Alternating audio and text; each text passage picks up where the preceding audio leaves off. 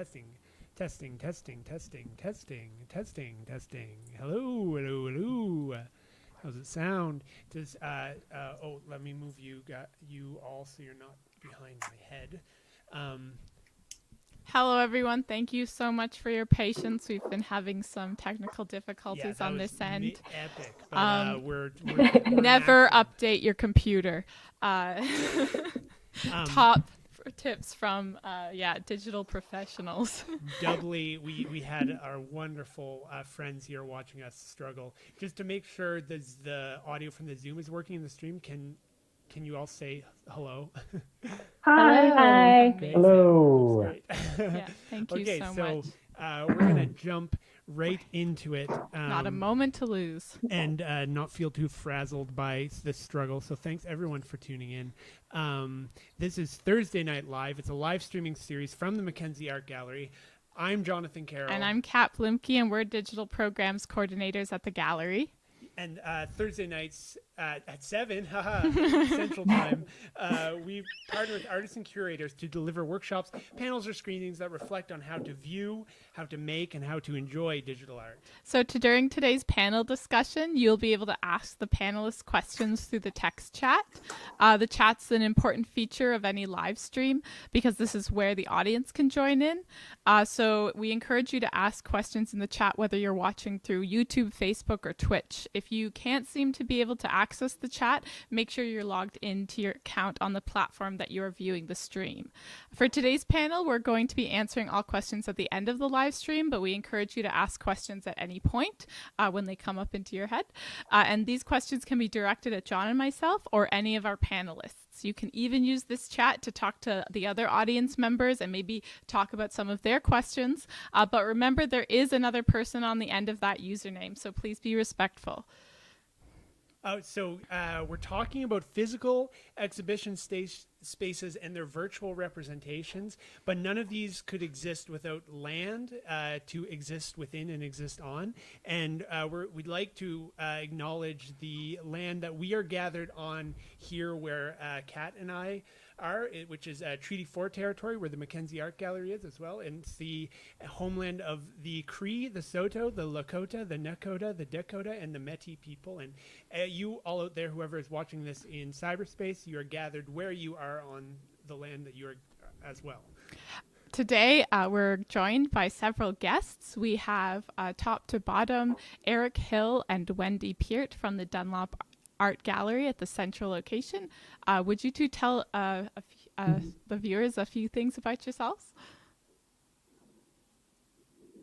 Maybe you go first. I'll start? Yeah, you're the top, head. Yeah, okay. My name is Eric Hill, and I work with Dunlop Art Gallery. I'm the coordinator of collections and digital engagement there. And I also work with the RPL Film Theater, doing digital stuff.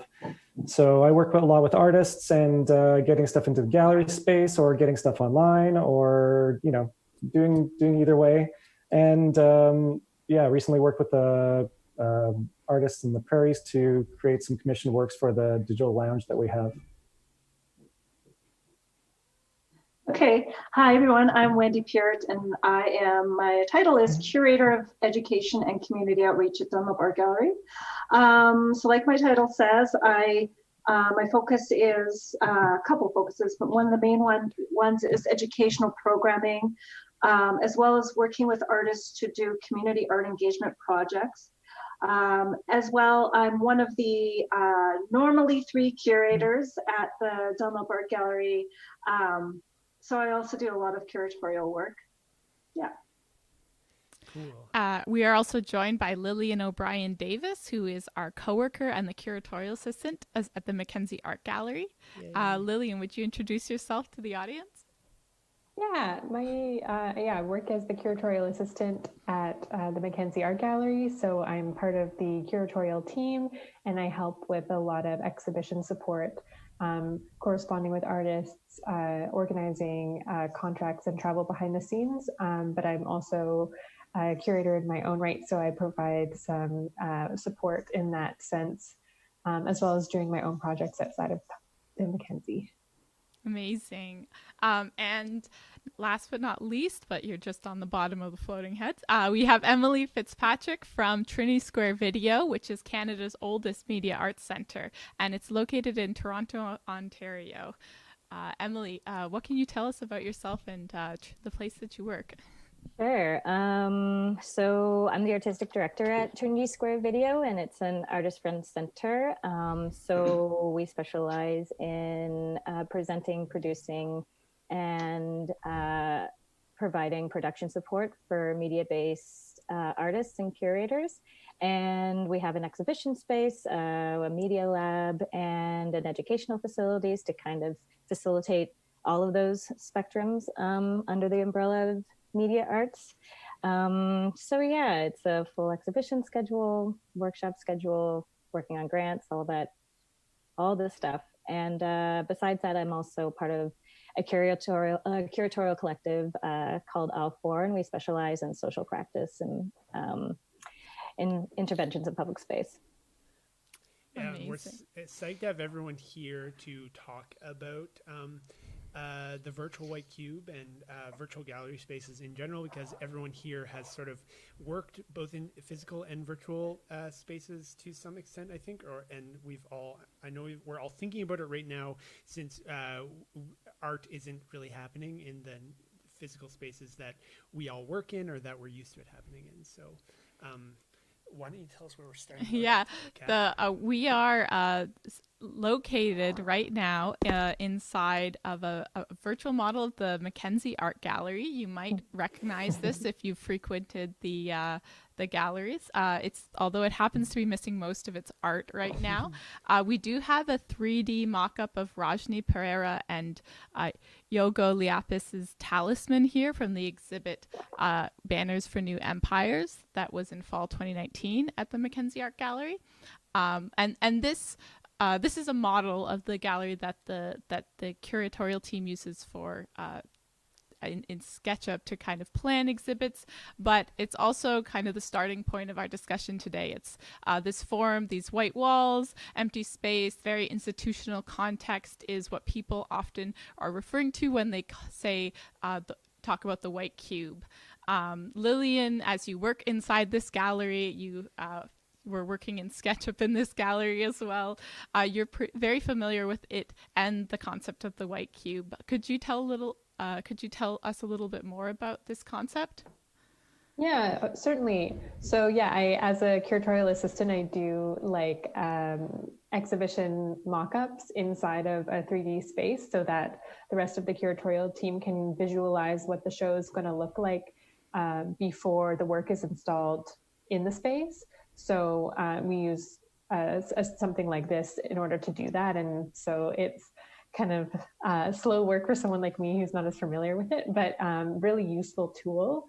And it can be shared amongst the entire staff or whoever needs to have a look at it.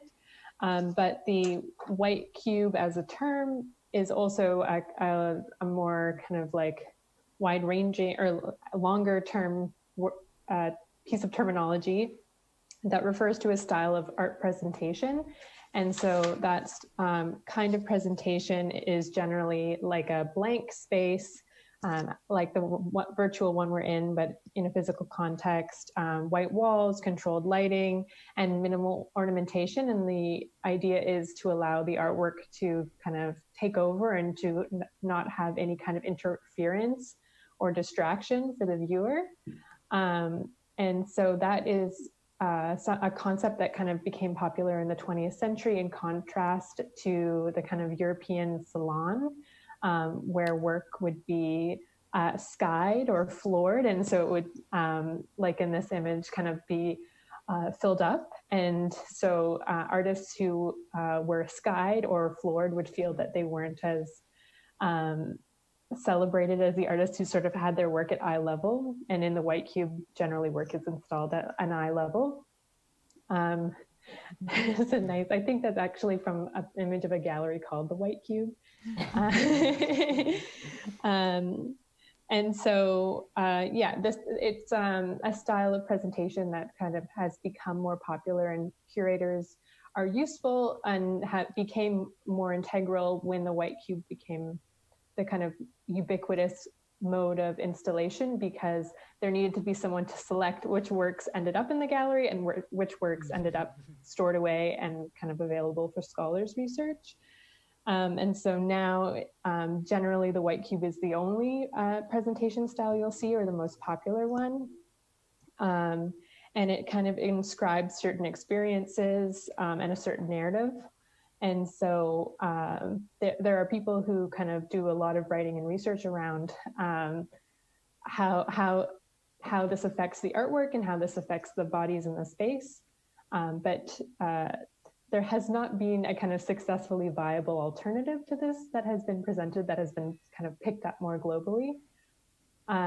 So that's sort of a kind of like historical overview to what the white cube is referring to in a physical context. And then generally, I think it's sort of picked up and people attempt to kind of migrate it virtually and use it as sort of a blank canvas for a virtual gallery.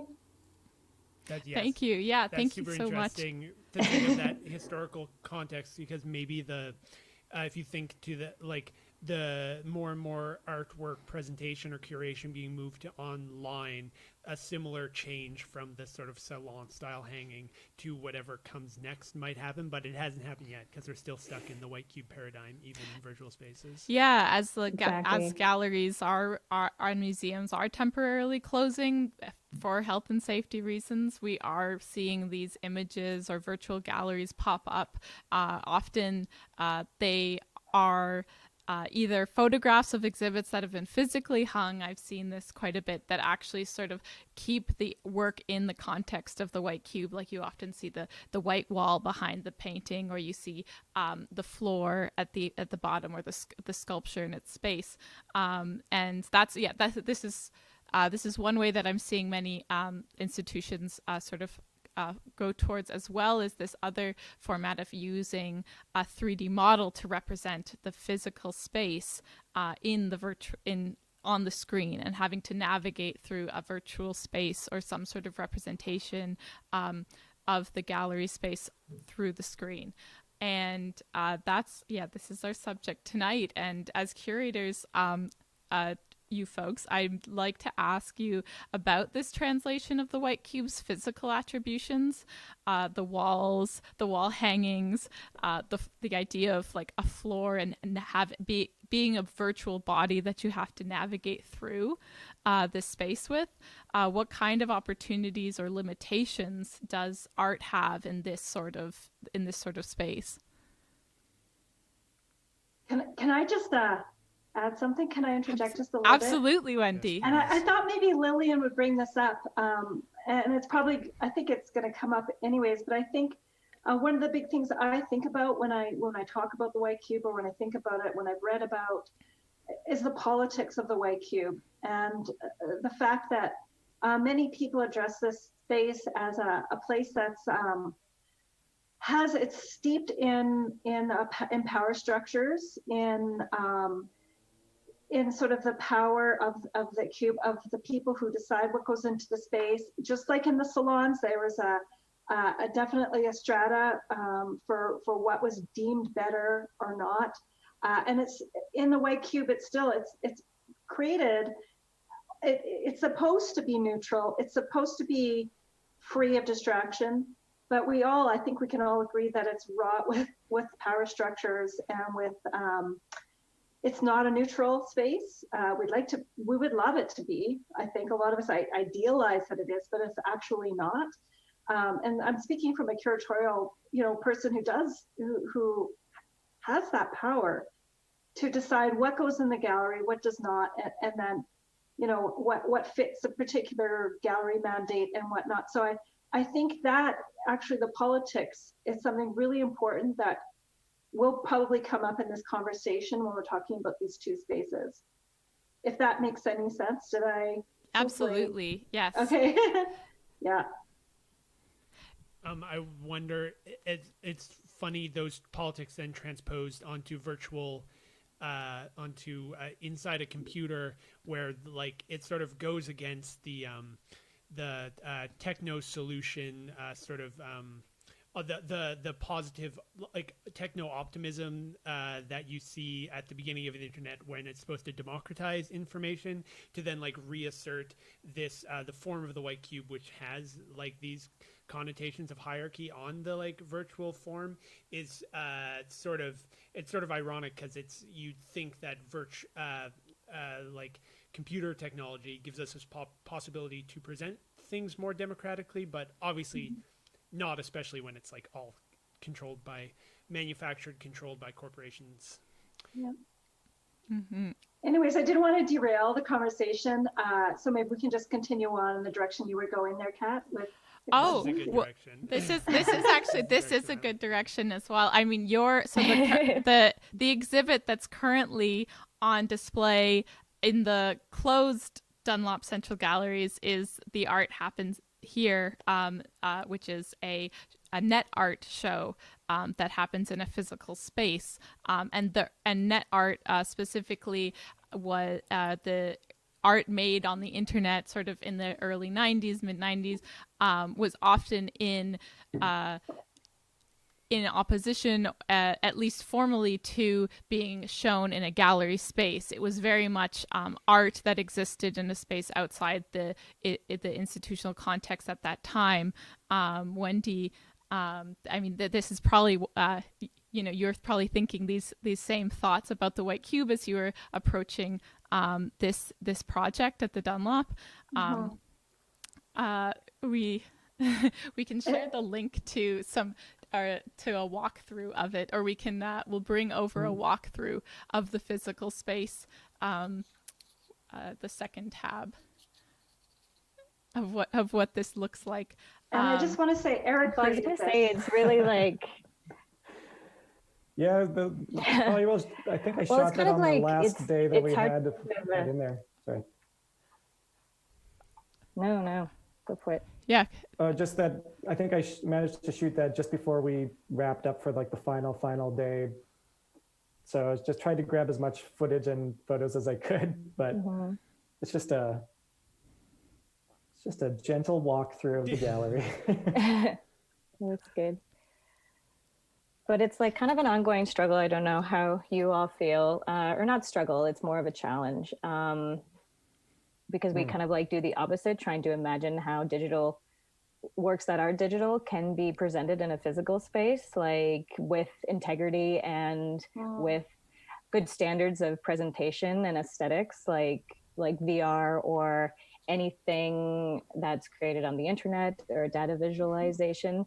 So it's weird to flip back and reimagine how digital art can be articulated within its proper platform, sort of thing. And I can't help but to like think of just the more of the like logistics of all that, like rethinking didactical information and rethinking like formatting issues and kind of like the structural integrity of, or like the thinking about formatting in particular, like there's so many different aspect ratios that you have to consider when you put moving images online, and it's like, and considering audience bandwidth when you're thinking about participatory experiences, and how do you actually guide audiences in a way that you want them to experience the work, sort of thing, because it's completely different than obviously in a physical gallery. So it's trying to imagine how people actually use their computers and look at screens.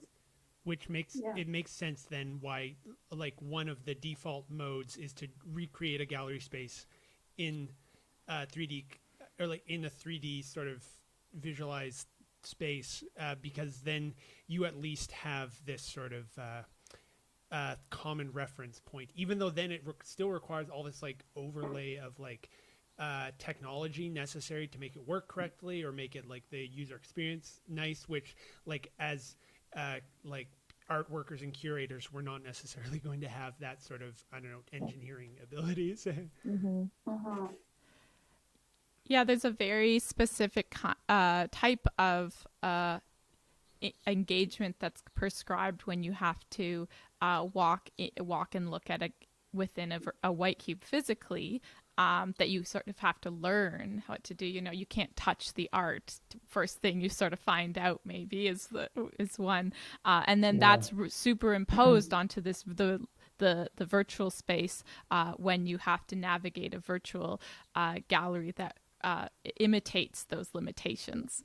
The questions that you raised, Emily, about like the audience are super interesting because trying to figure out how people use their computers, especially now as we're seeing kind of a lot of screen fatigue, as people are on their computers all day, perhaps because either they are working from home or they are seeking stimulation from the internet or social media and communication.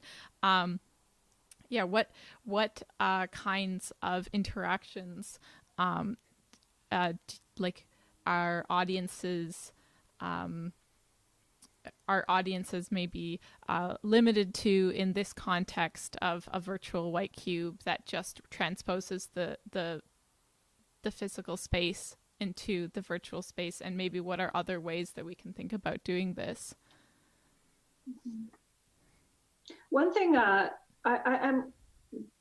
actually, as I was doing some of the research into this panel discussion, and just other curatorial research I've done when we're putting together shows about the internet, it's like when I'm going to those spaces online, I spend a lot of time just trying to figure out what it is. And I'm trying to wrap my head around it. And I'm like feeling uncomfortable. I'm like, what is it? I don't get it. What? And then through that process, I become quite aware of how many of our viewers, our audience members, when they come to our gallery spaces, who might not be as familiar with how it works and what it is. Right. And they're probably asking those very same questions as they're walking through. And we think it's all, oh, they get it. This is what you do. But there are people going, what is it? How am I supposed to, there's like a level of discomfort that would probably happen in both spaces. I'm not saying it's bad. Like, it's all learning. We're all learning things and we're all discovering things, but there's like a type of disorientation that can happen in both of those spaces that is good as a curator of a physical space. It's really good reminder to me about that for a lot of visitors. Yeah, it's true. It puts you in often you find yourself in, especially when you're looking at net art, you're in like strange places in a browser that is a very unfamiliar territory sometimes. Yeah. It's kind of exciting though. I like it. It's all right. I know I'm safe, so. And no one's going to ask me, no one's going to tap on my shoulder and say, hey, do you need any help with this? Or can I help you understand it? Yeah. Who are the gallery facilitators for the virtual world? Oh my gosh, that would be brilliant. Is Ask Jeeves still around? The avatar for it. Gallery that pops up. Lillian, an artist that you've been working with, Stephanie Comalang, for an upcoming exhibit with the MacKenzie Art Gallery, has had her work shared. Do you want to bring up the tab? Through the Beijing's M Woods Gallery, through their social media. And they've been curating a series of their video works that they then display on their Instagram and social media. You've watched this. Do you have any comments on this strategy of using existing kind of platforms as gallery spaces?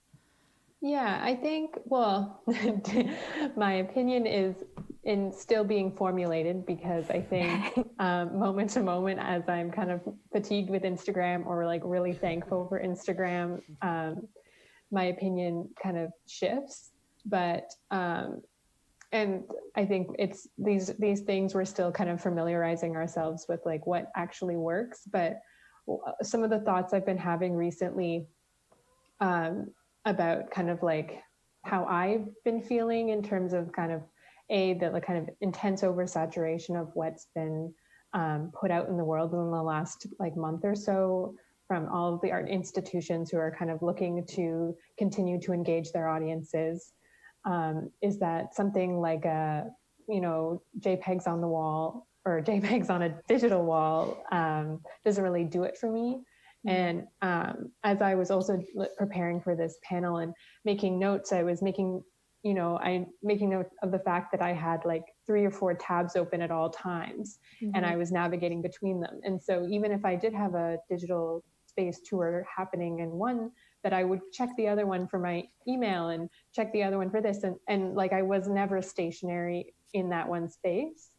And so something like Instagram, where, I kind of check it throughout the day and I'm sort of like ambiently engaged with it at all times, unfortunately. It was kind of, I was like excited to kind of check this out to see what it was like. And so this is, this exhibition by M. Woods is available on their Instagram and their Weibo.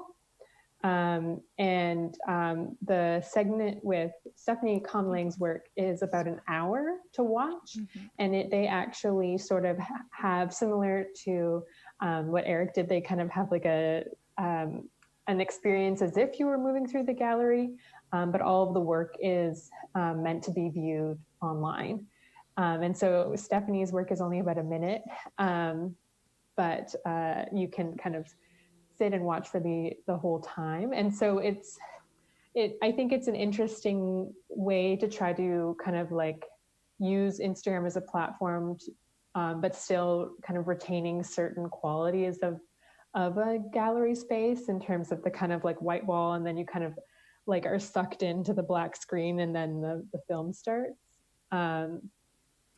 But I think Instagram is something people are using it frequently enough that it's an easy platform to engage with, especially right now when we're kind of working with a short time frame. Like we're trying to get work out and to support artists and also to engage audiences with not a lot of turnaround time.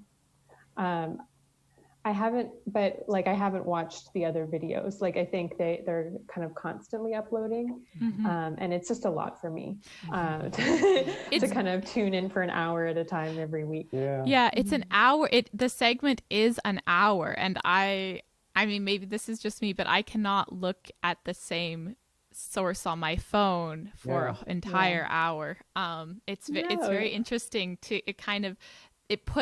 it kind of shows some of the limitations perhaps of the platform, which is intended to kind of, have the scroll function and like a bit like all the different sensory engagement of like having all these different inputs activated.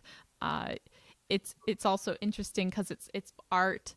It's a curated selection of art, and it's also positioning this art within a context of advertisement that you're getting on Instagram, as well as like user information being collected and different. Also, it situates the art within this context, and it sort of asks you, does Instagram function as a gallery? What does it mean to have for the institution to put art in this way up there? I'm not sure if the other panelists have any feelings about this, because I know that Dunlop has been doing quite a bit of posting on social media, and as well TSV has these different highlights of digital art and artists that they've supported. What has happened? No. Hello. Oh no, we lost our Zoom call. It's because we didn't switch hosts back from Lillian. Oh shoot. We will restart this Zoom call. Let's just go. That was a cool that was a cool cliffhanger there.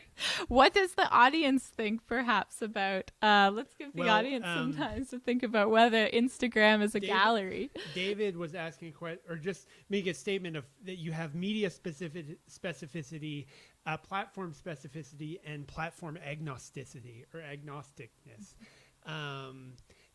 I just have to email this thing or start this call again. Okay, hello. Hello. You're all still there. Whoa. Hello. Join with computer audio. Sorry. We dropped out for some reason. Yeah. Yes, you did. That was. Oh my goodness. Okay. Right as I was about to say, hey, what are your opinions? I'm so glad you're all still here. Yeah, thank you for hanging in, and thanks to the live audience for sticking with us. Yeah. through these troubled technological times. Sorry, Eric, what were you saying? Oh, I was just saying that Dunlop tends to use the Instagram more for grabbing people's attention to go towards other, or like to maybe a space where a longer video is, instead of trying to fit in a longer video onto Instagram. Yeah, I think that kind of like using Instagram as a gallery is kind of funny, because it's like everyone who's using Instagram is having their own gallery, really. So it's like, if someone to approach Instagram as a gallery space, it kind of has to be their own initiative to populate their feed with the stuff that is gallery, So it's like, it's not quite, I don't think it's quite a good way of representing a gallery space at all.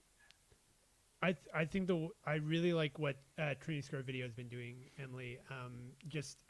One, being in your stories is like posting stories that feature digital artists, which I think TSV has been doing along with the EDA awards, right? Mm-hmm. Yes. And then stories are such a cool intervention. I find more so than posts. Normal Instagram posts where you sort of like run into them, and then also it's the stories force you into this short time frame that is very accommodating to the like the way that attention works on Instagram.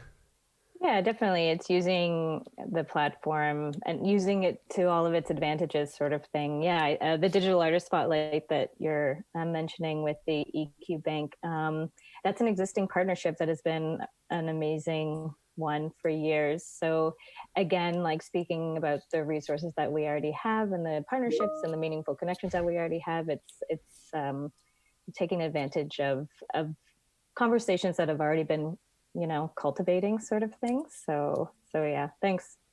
We're very happy about it. Yeah, the awards that your organization and then the EQ Bank put on, what does the acronym stand for again?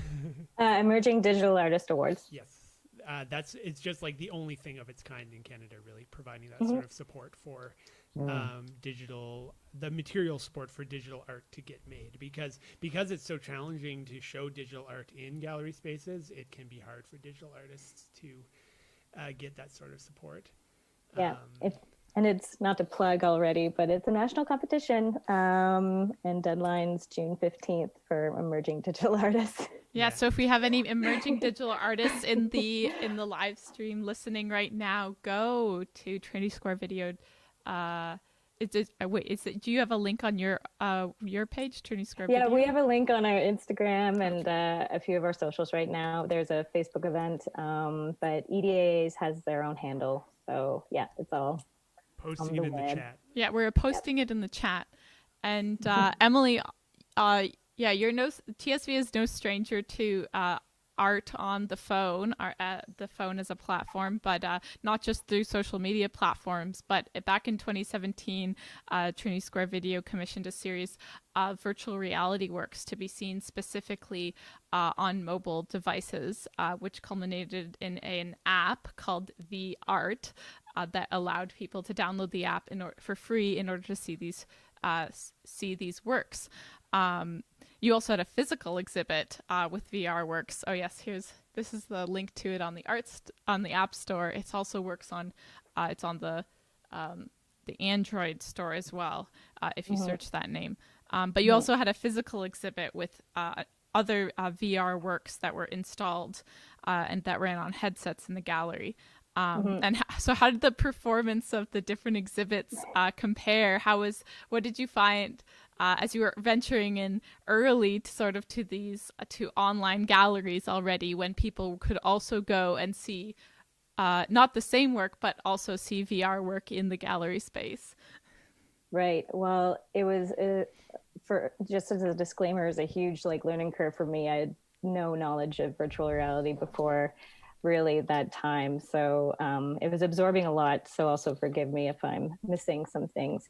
But it was kind of what we're talking about, the visual versus the virtual platforms, with the V-Art app, which people can download. We received a grant in 2017 to support it. And the whole objective of the project was to democratize virtual reality and 360 art and technology. Since up until that point, like 2016, and again, I don't know, because I never used VR until then, the equipment and technology was pretty unobtainable and inaccessible, since it was expensive, or you needed certain gear and certain software to even engage with the media. So this was kind of a comment to that, and a way to alleviate any financial barriers of access to this technology, since all these works can be accessed on your phone just through a free app for both Apple and Android. And you can obviously enjoy it on your couch, which is what I did for the first time in years, like today actually, to revisit it, which was kind of nice, but it was kind of odd that existed a while ago. But we commissioned 8 new works by national and international artists who had previous experience already working in new media, whether it was animation or projection mapping, video. So they were familiar with at least some forms of creative technologies, but were interested in kind of diving deeper into emerging works. And the works all together,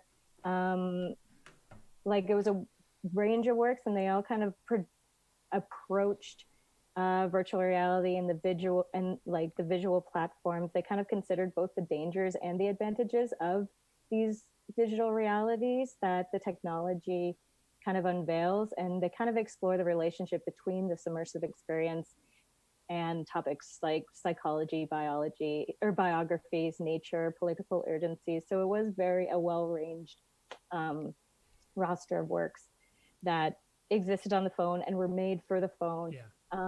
Whereas World Building, that was curated by John Hampton and Maiko Tanaka, that existed in the space, it was VR works that were made to be experienced in the physical space. And so they took the exhibition presentation and the installation details in terms of how people were going to be engaging with these 4 newly commissioned works, which were all different too. All of those physical components really set up like a landscape to experience the work, sort of thing, which was like I hadn't experienced anything like that before. And since VR, like for Yam Lau's work, a bed was made, a very intensive, beautiful purple desk for Aaron G's work was made with kind of like ergonomically considered components to it. So all those little things were considered when they were faced with the challenge of having those works exist in the physical space. But it was a really good opportunity, and really something that I'm interested in when it comes to immersive technologies, just kind of seeing that spectrum between how the technology can afford empathy and also be in danger of voyeurism for lived experience that aren't yours. So it was a busy month and a lot of learning, but yeah, I could get into some of the works. I don't know whether anyone would be interested. It's hard to describe. It's really hard to describe the VR app unless you're on it. But one of the works that kind of made me realize the visceral power of these technologies that can exist in a 2D form was Adam Nehan's final session, and it basically put the spectator, like with the phone, on a stage with NM, and the work developed from a research project that was called We Will Stop Femicide Platform in Turkey, and it spoke to domestic violence experienced by women in Turkey. And so it's the third image right there. You kind of see her, she's on a stage, and there's one, you open it up and you see her in a white shirt, and that performer, oh my God, this is so hard. That performer is portraying gestures of physical reactions to violence. So like shielding faces, like acting scared. And then the performer in the black shirt is performing roles of the abuser. And that person would be kind of everywhere in the space. So you'd be on your phone trying to search for this abuser, who would pop up wherever. So it really created this anxiety that ultimately she wished would form a level of understanding towards domestic abuse and possibly empathy. But I'm really careful when I want to talk about empathy and immersive technology. Yeah, that's smart. Because it is a dominant sort of selling point for all these technologies, is that they can create some sort of empathetic reaction empathetic reaction in the viewers. But yeah, or that's the ad campaign that's most often used by like Facebook, who sells Oculus, which is one of the devices you can use to view VR. I think all these projects in the vArt app are great examples of like platforms, like what can be done when platforms when the artists are like be able to create art that works on the platform, that is like platform specific. And I love that the piece you're mentioning is almost it's like a performance art piece turned into VR, and it's very cool. And I also like what you're saying about how hard VR is to explain, where it's like this sort of explaining a dream. Yeah. But yeah, you can so folks tuning in, you can download this for free and experience it yourselves across platforms on I'll post all the link in the devices. chat. Link is being posted as we speak. And Emily, you were mentioning there how the works that were commissioned specifically for this platform really engaged with not just like the media specificity and how like certain, being able to like move around with the phone was a different experience with engaging with the work and sort of revealing portions of the work, but also they were engaging with the context of this work that was being built. So kind of like the idea, this sort of advertising campaign of like empathy being something that can be reached through VR, kind of the techno solutionism that is like presented this way, that if we all just had VR headsets, maybe we'd get along. And then which is interesting if as well, because there's a particular narrative that we see that's being suggested by the people who own these companies, who are invested in seeing these technologies be supported and pushed further and developed further and bought more. And then all the different platforms that these works are being like online or in on a discrete website or on Instagram, these platforms offer different types of narratives that are similar, or maybe in contrast to the narratives that Lillian brought up, as well as you, Wendy, at the beginning, reciting the politics of the white cube, which has a very dominant Eurocentric Western vibe. What sort of, I guess my question then to you folks, who are all curators who are trying to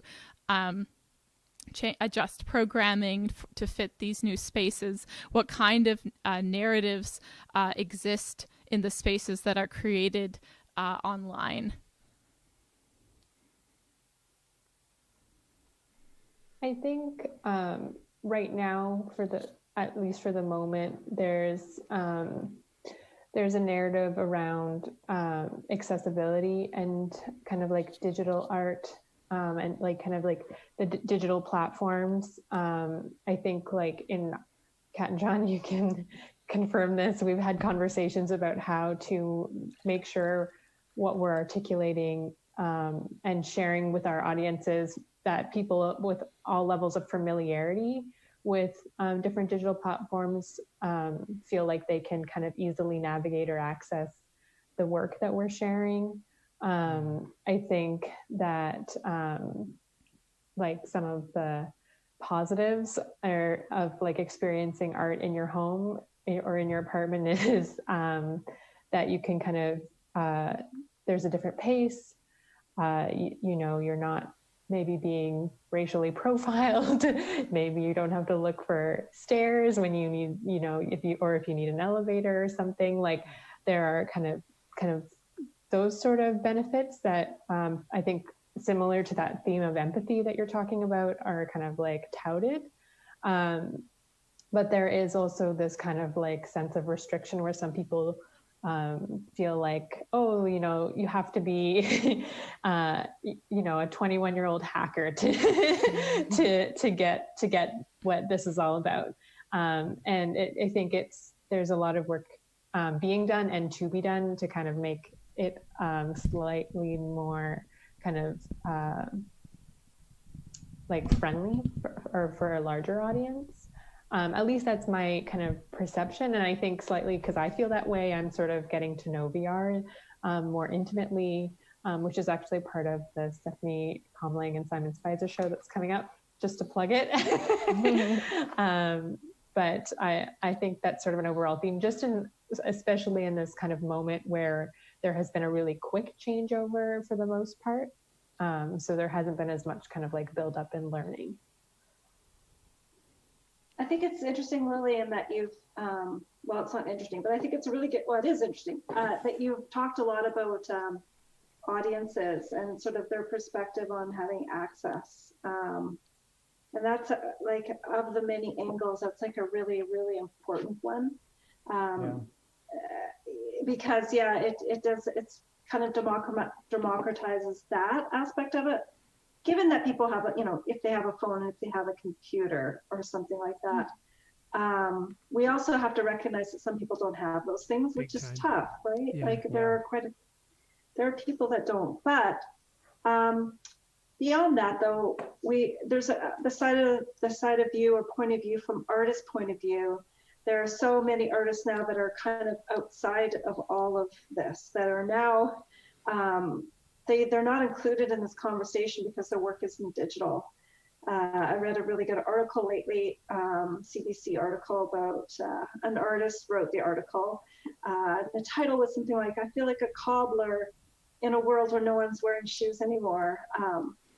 But so there's all these people that are sitting on the sideline, artists sitting on the sideline, and they're losing valuable opportunities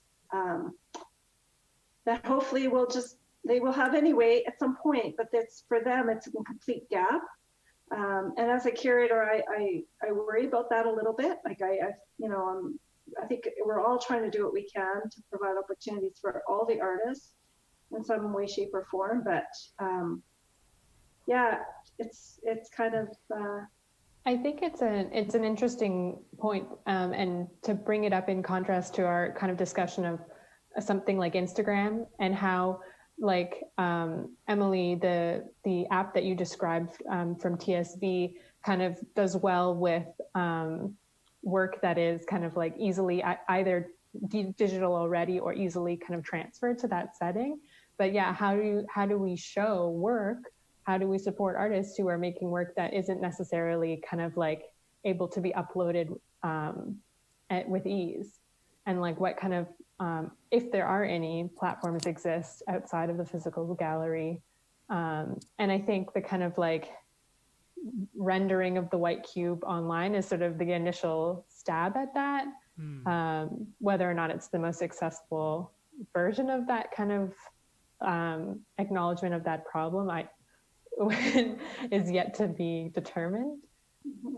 Yeah, because you can put images of people's work up on the wall, or you could do I was thinking about this earlier today, like you could do 3D scans of a sculpture and put it up, and all those things are so limited and sort of, to me, feels like you're having to like it's having to shoehorn people's work into this digital space when it doesn't necessarily like I don't know, it doesn't belong there or something, or at least in the specific format of the like virtual white cube, for example. Hmm. Yeah. Yeah, I feel like people are going to want to have more options in how they view it and not be given like this one sterile block of space online where they view things, but they're going to want to have that option of how they view that sculpture and what kind of space it looks like, or what angle, how close, and all that kind of stuff. You know, like I think there's going to be an opening up of more how we look at artworks online, and people will have a lot more options, I think. Yeah, I think that's like the big challenge sort of thing. Like, Yeah. how do we consider new ways of looking sort of thing, and how does that be reinterpreted on the internet and on like just the various internet platforms sort of thing? And asking, I don't know, it's like the physical problems, but just a little different. Like, how can people congregate around art digitally despite the materiality of it sort of thing? I don't know. I think like what you were saying earlier, Lillian, about all these open tabs sort of thing, like how can that be some kind of looking option or something like that? Or how can that be infiltrated into whatever this new idea of like online exhibition could be sort of thing with. Yeah, we want to tap into your mania. Yeah, exactly. I feel like a whole other panel discussion could just be the virtual art opening and the ways that people are trying to sort of grapple with the social context of what an art opening means for community and the movement of that online. Yeah, that's super interesting to have brought up. Are there any, like, as curators, are there any additional questions? Oh, we actually might have some questions from the audience. I'll just bring up some things from the audience. Some nice things that the chat said, because we, as we wrap up here, thank you everyone who posted some things in on YouTube or Twitch or Facebook. But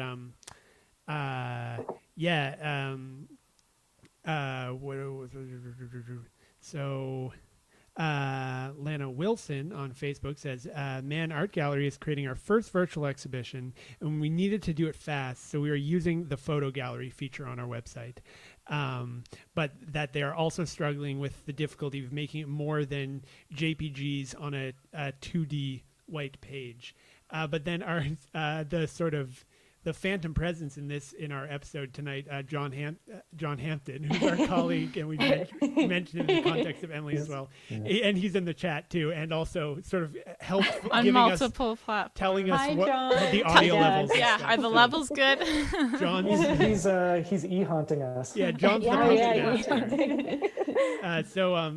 Then John just brings up that the photo galleries are sort of truth to material, which is one thing that we've been talking about, is this sort of like medium specificity. And, you know, as artists, you try to work in ways that are specific to the mediums that you're working, which is where this sort of like dissonance comes up with trying to put things online. And I think that this is really interesting, what John was saying and what Lana was saying about photo galleries, for instance, of that is quite an honest like representation of pictures in a sort of culturally specific way to how our the internet in our society has presented images, where it is a photo gallery. So sometimes I think it is fine, and Instagram's sort of a good example of this. It's fine to go not be overly complicated with your presentation. Yeah, I've seen like many beautiful examples of just newly made websites, like whether it's on Squarespace or whatever, that just has the works, some descriptions, a curatorial essay, maybe some ephemera that was collected in the production of the show. And I don't know, if it's designed really nicely with intention, then that's a wonderful example of an online exhibition, in my opinion. Yeah, and it helps you travel much further. Yeah, big time. Trying not to obscure the content too much with like what the form is or what the presentation mode is. Oh, and then again, sort of delving into the politics of virtual art exhibitions. Earlier we were speaking about like not everyone can access some of the higher end functionality of like navigating a virtual like model of a gallery, or maybe don't even have very good internet connections to watch a live stream Right. of something.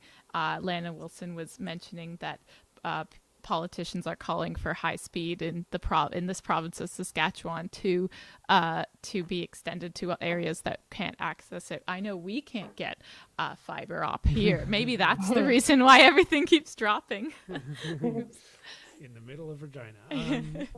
Downtown Regina.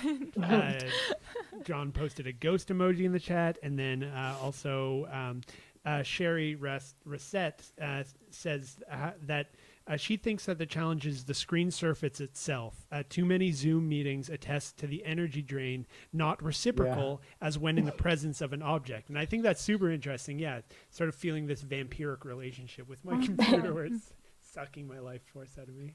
Yeah.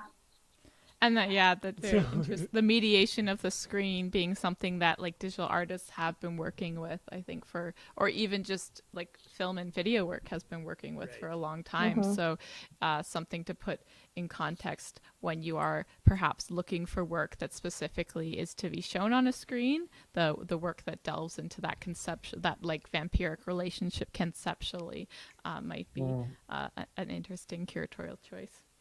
Right. As a non-curator, just as an artist who makes digital work for screens. Yeah, that's pretty good. Well, I don't know. I think that again speaks to like how, when we consider new ways of looking and new ways of like absorbing this stuff, like you can definitely be selective. You don't need to watch everything. And I hope this like translates to like the physical gallery world, if we get back to it, sort of thing. Like it's just looking into intentionality, I suppose, and where you want to invest. I don't know how you want to look at things, and you can say no and you don't need to engage, sort of thing. So Yeah, fatigue can set in any space, right? I'm sure we've all said that we've been to a really great art museum. You know, you plan to spend 4 hours, you know, looking at all the art, but after hour 2, you're just like, I'm done. And you're walking and it's just like a glaze over, and you know you're looking at like something awesome, but I can't anymore. It's the exact same thing. It's just, It's so true. Yeah, it's funny. Like I really want to go to an opening and like experience an opening, but before this all happened, I'm like, I need to take a break from openings. So it's just all relative, I suppose. You just have to set up a cheese tray in your house. Unlimited wine with a pay what you can jar. Well, get you a tiny glass. Yeah, really small. Well, I think we should be mentioning on this subject of virtual openings. I think all you folks have some initiatives, digital initiatives that have either premiered or premiering soon online. Lillian, would you like to do a little plug for what you've been working on? Yeah, I'd love to. So the MacKenzie right now has a theater program exhibition up called Paradise for all those who did and did not make it across. And so that was in our Shimiature Theater, but now all of the artists have graciously allowed us to migrate that online. So you can check that out on our website. And it features 3 films by a variety of artists. So it's a really wonderful, or I guess I'm biased, I curated it, but I think they're really great films, so I recommend them. And Elizabeth Webb, who is the creator of one of the films called For Paradise, she was kind enough to sit down and virtually have an interview with me. And so that went online today. So you can check that out on our MacKenzie Instagram, or on the website. You can see the full interview. Yes, we are going to navigate to it for the users. users. And so we had a great conversation about her film and her practice, and just kind of spoke together. So if you're interested, that's something that you can choose to engage with. And I hope that you do. You can open it as a tab on your computer. You can open it as one of your tabs, and hopefully after you get through it, you close the tab, which is very satisfying. So all the more incentive to do it. we have it here. Yeah. I'll drop And it in the chat. yeah, we're going to drop this link in the chat. Then I believe the link to it online is here. And then the interview is just underneath all the films. So he's scrolling for everyone. You could just spend an afternoon. Here's Yeah, one. honestly. Yeah. Awesome. Oh, and here's the interview as well as the video. Yeah. Nice. Nice. Thanks to MacKenzie Hammond also for doing a lot of the uploading and technical stuff, and John Hampton. Yeah. And then I'm excited to I'm excited to revisit these again as well at home, which I feel Yeah, gives me- and it'll all be online until the end of May with a possible extension. So you've got plenty of time. nice to rewatch and rewatch. Yeah. Eric, you were mentioning that the Dunlop's putting out a podcast, but also then there is work, Wendy, that the Dunlop commissioned that has been put up online that people can still view as well. Do you folks might want to? We'll navigate over to the Facebook of the Dunlop and highlight where those might be found. Yeah, they'll be on our Facebook page and then soon to be on our Dunlop Learning page as well, which is a separate website. But I'm putting together a podcast with a bunch of commissioned artists that responded to the artworks in the Art Happens Here that's in our central gallery. And their works were translated online in March as well. They were supposed to take place in our digital lounge area, but I worked with them to get their works onto wherever we kind of could. So onto our YouTube page, and got like a VR piece made by Ryan Hill, translated into something you could access through a web browser. And some of the things also already existed online, like a video game that was made for our lounge area, exists in the web browser form. Yeah, we're working on getting all that stuff up onto our Dunlop Learning site, and as well as like extra documentation from that exhibit from the Art Happens Here on there as well. So stay tuned for Dunlop Learning to be updated with a bunch of stuff. Here's some of the works previewed on Facebook for those folks. Yeah, that's an augmented reality piece. So you can actually download those images, those black and white images, and trigger the pieces however you can. I used an iPad. But there's 3 augmented reality artworks that are created in response to the artworks in the exhibit. And here's a video game. I played this one. It was great. Yeah, that one's pretty cute. And then here's the It's, piece by Ryan Hill. It was maybe lower down here. Oh, there it is. Yeah. And we'll be revisiting this piece next week during our How to Build a Virtual Gallery workshop. So stay tuned, folks, for that. And then Emily, TSV right now also has some exciting things in development. I was going to go up here. Yeah. Oops. Shoot. Can I just open up the virtual TSV really quickly? Mm-hmm. Yeah. But we do have a call while that loads. It's our annual theme commission, and we're partnering with Dames Making Games. And it's a commission opportunity where we're hoping that people can reflect on how they're playing in space right now and how they're receiving like reward and comfort in these moments of play. And whether that's like needing analog games or if they have the bandwidth to continue engaging with more online community-based games. So it's a game commission mostly, but there's more information on our website about that. So And this space, oh my goodness. I don't know what to do with this space. We've had it since 2017 or 18 when the whole VR month happened, and it's produced by Janus VR, and Jonathan and Kat have been fiddling around with it to make it work a little bit. I don't know. The cool thing is when if other people visited this URL right now, we would all see each other in the same space. Yeah, so so it I has guess that cool thing. yeah, it's handy because you can Oh. open it up in a browser. You don't need any kind of a like VR equipment. There's a chat element to it. So, and there's like you have a little like satellite avatar that happens when you sign in. So I guess I'm just kind of wondering like what the space can do. I've spoken with Jonathan and Kat about this, but I guess I'm not fully interested in just like mimicking things that would happen in a physical gallery space. Yeah. And I realize the contradiction. This is like a rendering of a physical gallery space, but I'm leaning into these contradictions a bit. Yeah. I really want to like rethink accessibility, rethink how we look at art and use this space sort of thing. I've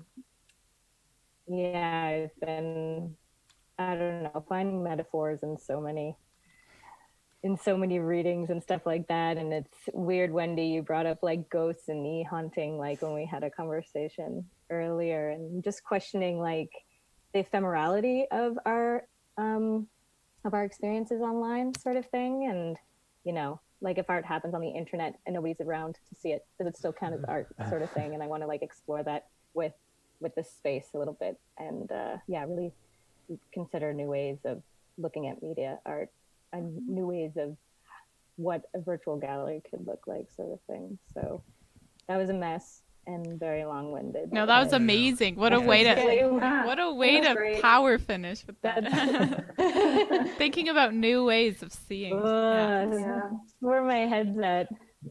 Well, your head is 2 hours Yeah, but ahead it's of us like- time-wise, so I really appreciate, Emily, especially you hanging on, continuing to be vampirically drained by our screens together through the like tech hiccups. So thanks everyone so much for joining this. Yes. And talking.